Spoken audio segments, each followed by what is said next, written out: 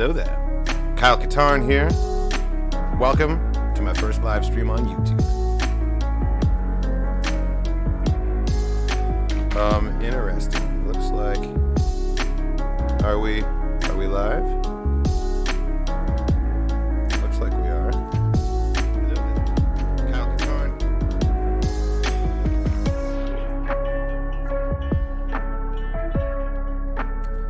Welcome. Really happy to see everybody here. Oh, you know what? The stream is playing down the hall and it's very loud. How embarrassing. I'm gonna go mute it really quick.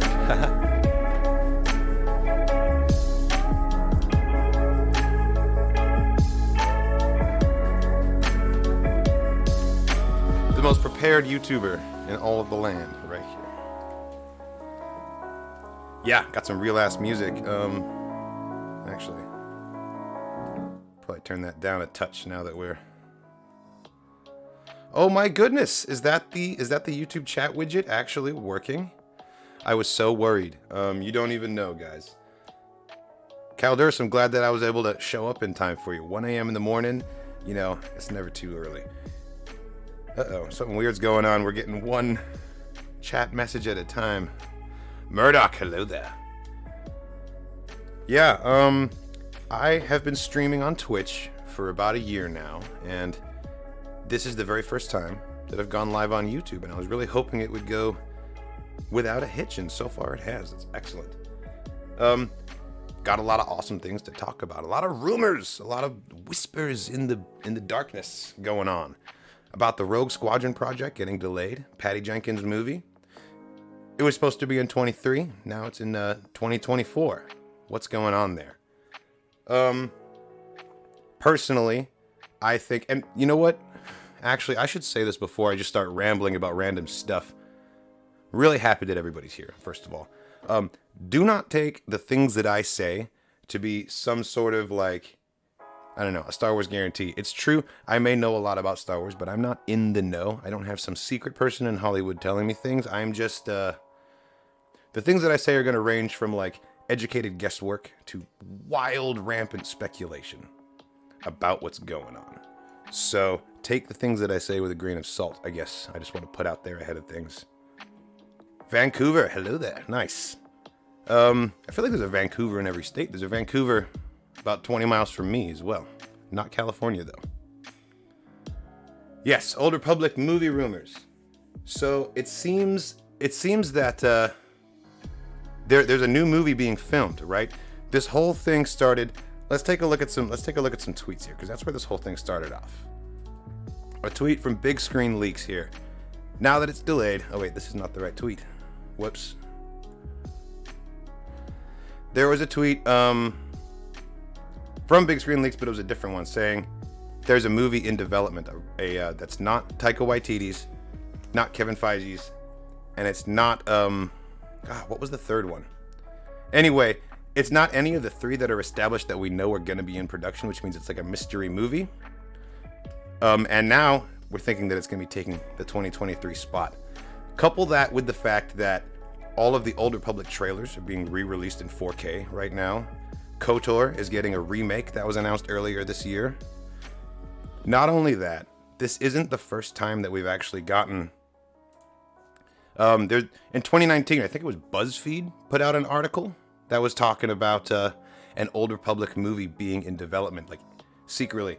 It's very possible that it's the exact same movie right now. 2019, it could have just been quietly in the pipeline, being in development at Lucasfilm.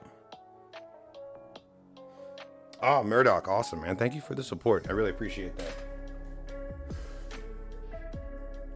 The question is, what is it about? Yes, exactly. Here's the thing, though.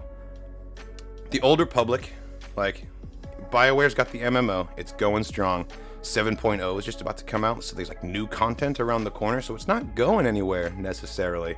But there's this huge concerted publishing effort right now. There's all of this focus and attention going on the High Republic. BuzzFeed, a trustworthy, I know, right? But still, it's worth pointing out that it was brought up by them, you know? We'll see what happens with it, but all of this concerted, like, there's this huge publishing push, all of these games and comics and novel, well, not games yet, but novels and comic books of the High Republic. It's the brand new era. Lucasfilm has pushed it. There's all of this interconnectivity going on between the novels and the comics, and I'm sure that they're going to start bringing other media into the fold too. Movies are going to be on that list. The Acolyte, which is coming out. It's going to be a Disney Plus live action show. It's supposed to be set during the fall of the High Republic. So I'm thinking that that's going to be like a segue. It could be directly referential to this too. A lot of credible leakers are talking about it. Yeah, it's true. And that really makes me start to wonder because, I don't know, you really have to kind of sift through with leaks because so many people, it's almost like their chosen method of fandom is simply to talk about what they want to have happen and say, I heard that this is happening, you know? And hey, that's fine. But like, you really have to like analyze what you're looking at. It's like, is this real? Does this smell right? Is this bullshit? You never know. I would like a High Republic movie. I was kind of against it, but I would love to see a High Republic movie. You know what? Honestly, I think that... Because also, do you guys remember there was that rumor about the KOTOR 3 game that was coming out, right?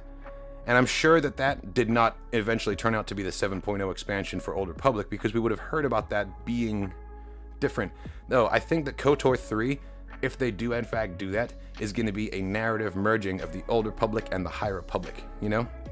We're going to see the end of this era and the rising of the next one.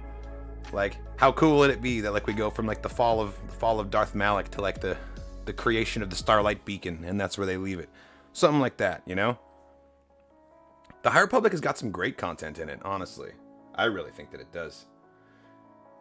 Kingston Lore, we could see Yoda on the big screen again, but see like sassy middle-aged Yoda who likes baking gifts for the Padawans, and he's real good with a lightsaber. Like, man, the High Republic is a trip. If you guys haven't been reading it, it's pretty amazing. Lord of Shadows, who would you cast? Who is your fan cast for live-action Darth Malgus? I kind of think, I don't know.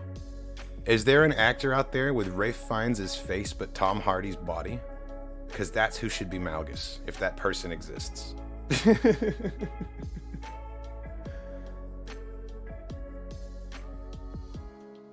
I think that it's, yeah, I think there's a lot of credibility to the rumors that there's an Old Republic or High Republic film in development. Jedi Knight Yoda is cool. He's totally like he's wholesome and he's warm with like the younglings and the Padawans, and so clearly that's like something that he has in his old age in the prequels. He's always had that. Like young Yoda does that too. But he has an edge to him. He has a sass to him that I think is really fun. Yeah, Tom Hardy, exactly. He'd be great, wouldn't he? Lore about Tara Vizsla movie, like the first Mandalorian Jedi. That would also be dope. And, you know, honestly, I think that if an Old Republic story was going to be successful, I think that a movie might not even be the way to go. Because if you think about it, like, there's so much in there. There's so much details. It's dense. There's context. I think long-form storytelling is more the way to go. And so I think that, like, a long series would be the way to... If you were to tell the story of Revan, you know? I'm talking, like, Knights of the Old Republic, the live-action thing. I think a show would be better than a movie because you can fit more in there. But if it's going to be like the Old Republic, the story of Satele and Theron Shan and all of them, then a movie's the way to go because it is kind of like... I don't know. When you're playing through the class stories of the single player, it kind of feels like a popcorn flick at times. Just like... Especially in the expansions. It's all edge-of-your-seat thrills. It's more cutscenes than gameplay. Alan Jones, I just heard, actually. Chloe Zhao, director of Eternals, is going to be directing Kevin Feige's next Star Wars project. I don't really know what to make of that because I'm not that familiar with Chloe Zhao, and I haven't seen Eternals yet. I've heard mixed things about it.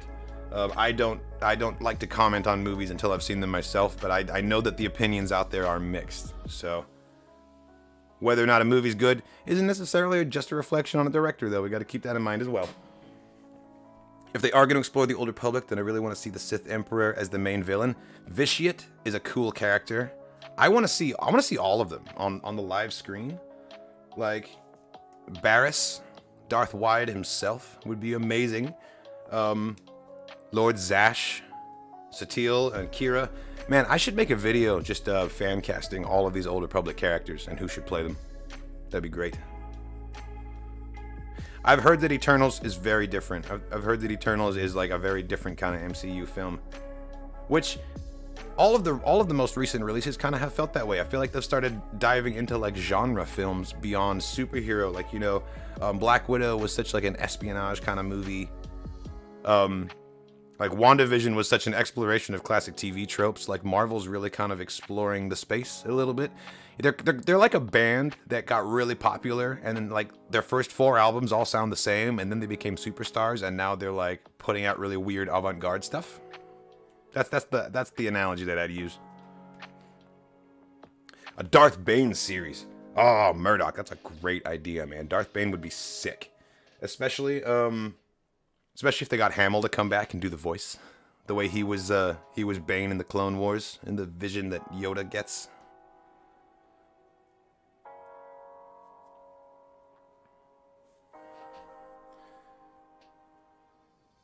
Scrolling up on the chat a little bit here to see the stuff that I missed. Daisy's a little too young to be Satele in the game, but the Great War era would be great.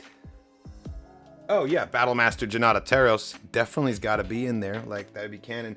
Oh, how cool would that be if they were like, okay, we're making a live-action movie about the Old Republic, and like the winner of the sweepstakes or whatever contest, like your player character will get cast in the movie and get to be like a live-action canon thing. Like, that would be such a thrill. That would be so cool. Old Republic series could have a Tower of Vizsla like subplot, you know? That could all be part of it. Make Michael Rosenbaum go to the gym and get buff. He'd be a good Bane. You know, he could do it. He could do it. Get him on that Marvel diet. And the steroids like 24/7. Just become a beast. So there are a couple articles here that I had pulled up, and I wanted to read through them with you guys.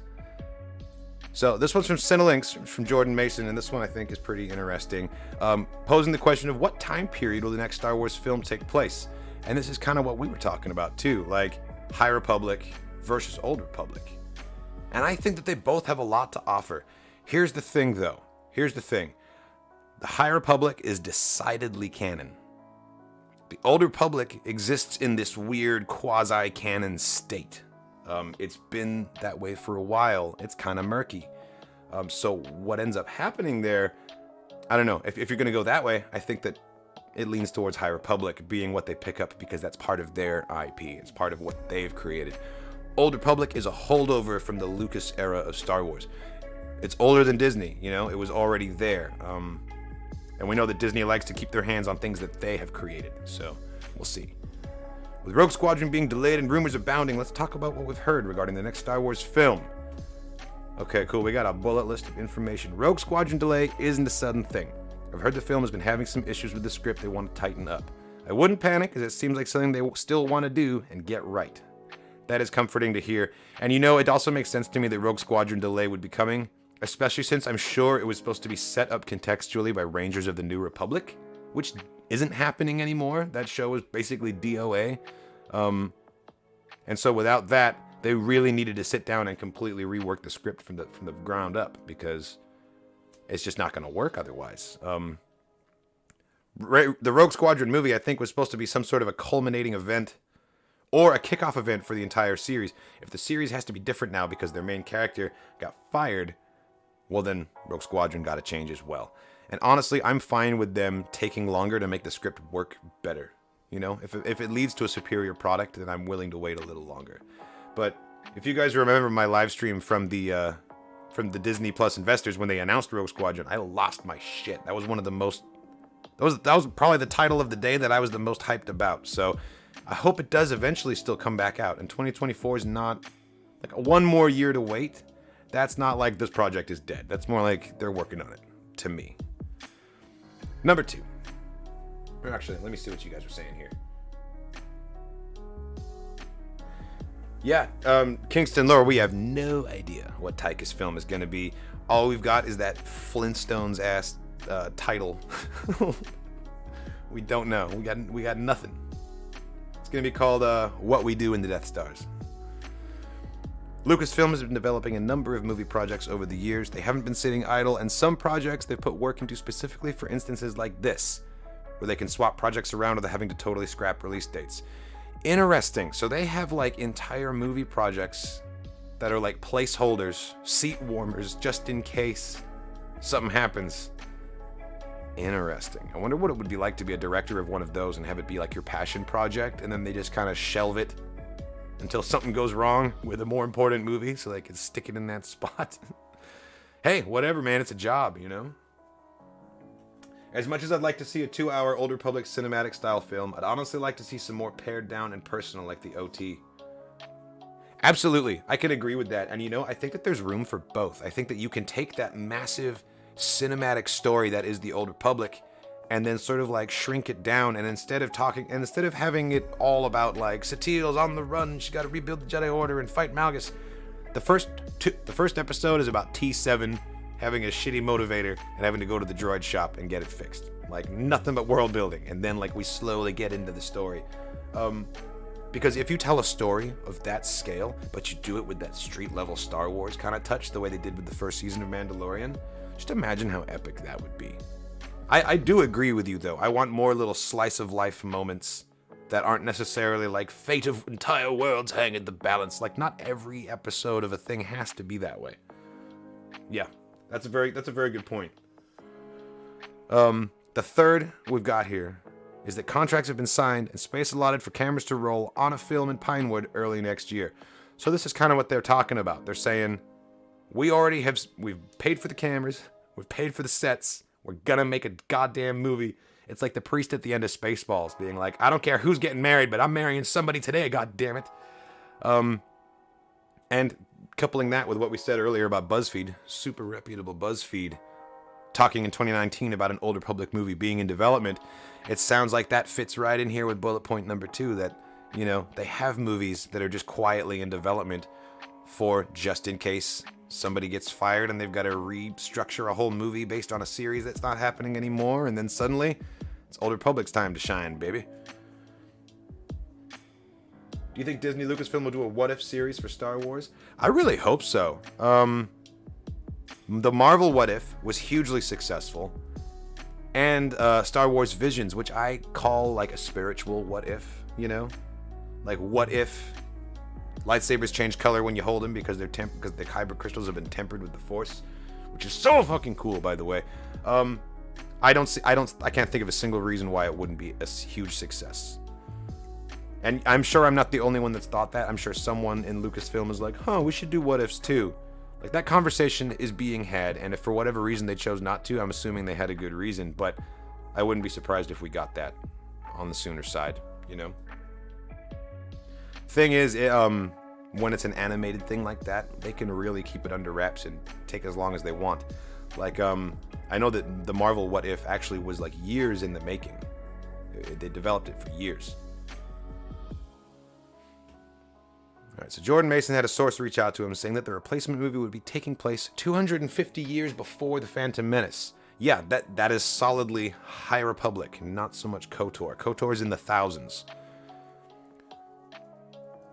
It's like 3,800 years, right? 3,800 years from KOTOR 1 to A New Hope. I'm pretty sure that's what it was. Just like how it's 34,000 years from the first to the last book of Dune. Okay, so he's got sources telling him Old Republic, other sources saying High Republic. High Republic is very much in the public eye at the moment. The publishing initiative has been highly successful and continuing to hit bestseller lists every single release, which is goddamn impressive, by the way. Like, they really are, they are doing an impressive thing with the High Republic. And Geode is a favorite of mine. Yeah, this is bringing up another point kind of similar to what I was saying, is that there's a very much a concerted publishing effort with the High Republic right now. They're not really pushing the Old Republic so much. I mean, there's a new expansion on the horizon. 7.0 is almost here.